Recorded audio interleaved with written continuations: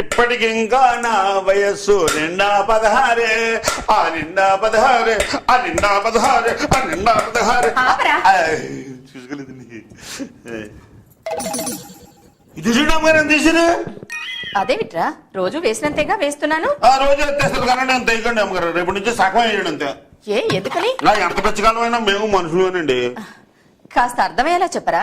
అదేనండి, కొంచెం glamour maintain చేద్దామనండి, dieting చేస్తున్నానండి. వస్తానండి.